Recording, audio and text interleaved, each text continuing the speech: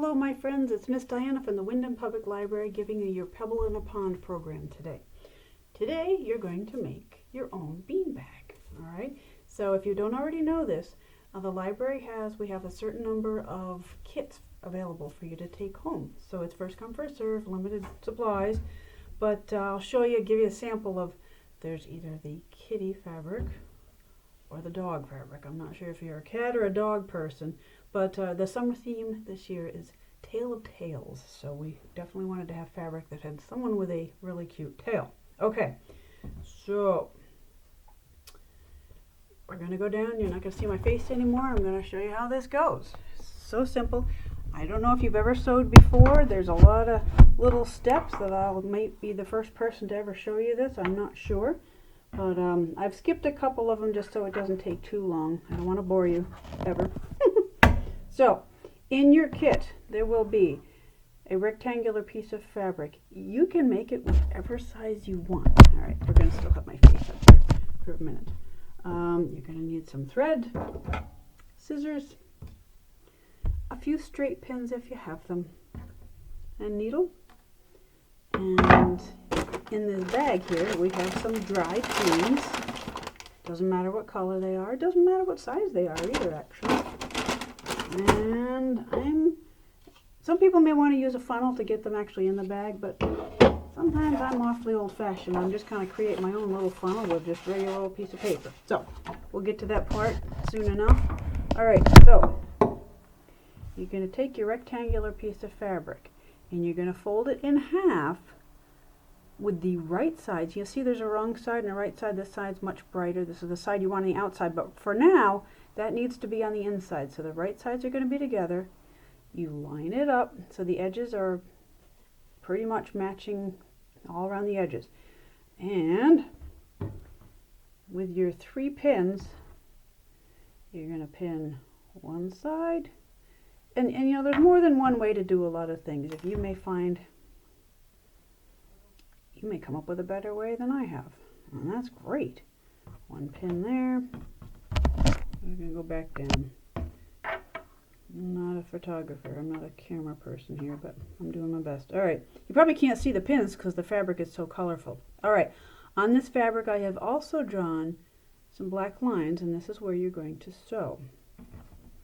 So, you're going to cut your piece of thread about 18 inches long. You don't have to be that precise to measure it. I've already threaded the needle because I didn't want to take the time. I didn't know it might take me a long time to do here, and that would be terribly boring for you to watch. Knot the end. I usually do a couple knots just to make a bigger knot, just so it doesn't come through. Alright, so you have a folded edge here. Alright, so you're going to start, doesn't matter if you start on this side or this side, start close to the edge. You're going to stick your needle in along that line and pull it up. I hope you can see this. I know this is very detailed stuff.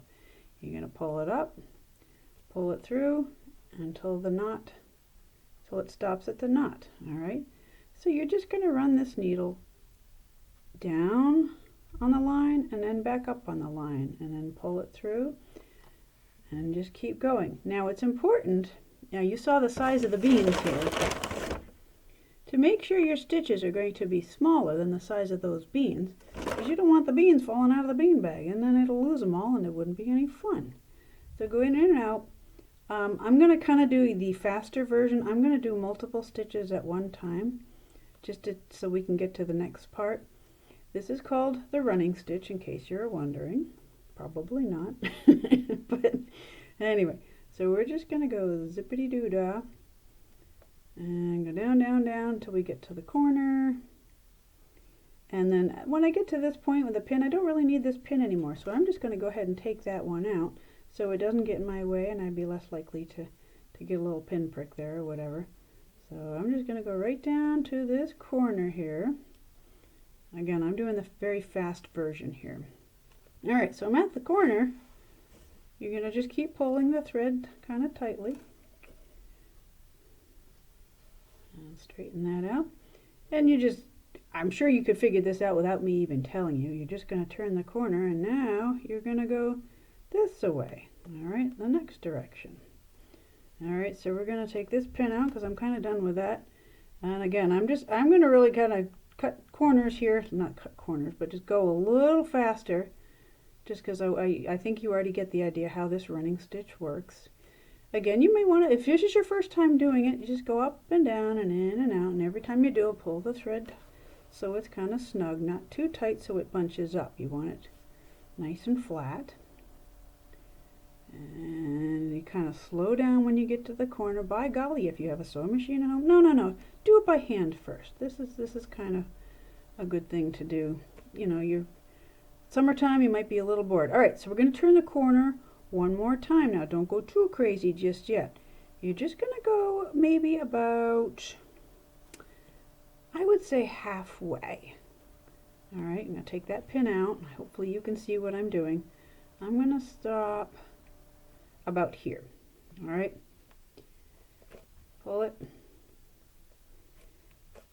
and then I am going to knot the thread, the end of the thread here. So all I have to do that, I'm just going to go and make like 2 tiny stitches. Just first one tiny stitch right there where I ended, and you're going to stick the needle right through that piece of, through that little loop, pull it up, make 1 knot, and I usually like to do 2 or 3 just to make sure those beans don't come out of that bean bag.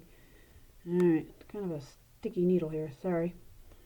All right, so we got that. Now I'm going to go ahead and cut that right off. We don't need that right now. All right, now you're going to turn it right side out. So now you get the bright colors on the outside. All right. Turn it right side out. This is, again, something you've never done before. It might be a little tricky for some of you, but hopefully this is what the video is all about. You can watch it, maybe watch it in slow motion or over and over again. All right, so what you kind of do is take your fingers, or sometimes I use scissors or something like that, to kind of poke the corners out so they're kind of pointy, okay? You can get as much bang for your buck with this bean bag because you're going to get to play with it when you're done. It's so cool. I don't know if you have a cornhole thing at home, or you might want to make one. All right, so almost there. So you can do the funnel thingy if you want. Here, let's give that a shot. All right, and if not,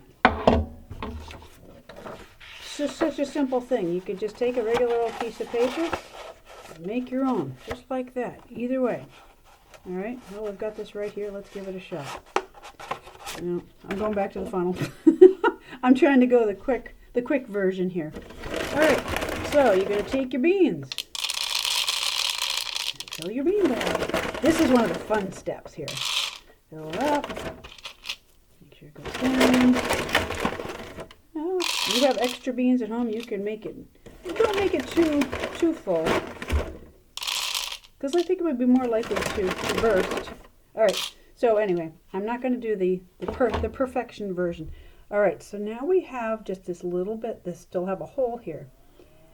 And we still have a 1/2 inch seam here. So you see how I folded that under? It kind of happened all by itself. I didn't really do much. So this end is still open. We want to make sure to sew that up. So I'm going to pin it temporarily. Just put a quick little pin right there just to hold it in place so nothing happens. All right, you're going to knot the end of your thread again. There should be enough thread on the, all right. And then start where you left off, where the hole begins. All right, you're going to start, just put your needle in. You know, it does not have to be perfect. This is yours. This is, you do whatever you want with it. So now we're going to do what's called the whip stitch. So we're going to go around through the back or the front. Doesn't matter if you want to do it either way. So I'm going through the back and the front. And again, and then you're going to move to the left, just, or to the right, just a little bit. You want the stitches close enough together so that the beans don't come out. All right, so you're going to do the whip stitch all the way to the edge there, and you're going to go through 2 or 3 times, and every time you go through, you're going to put it through the loop.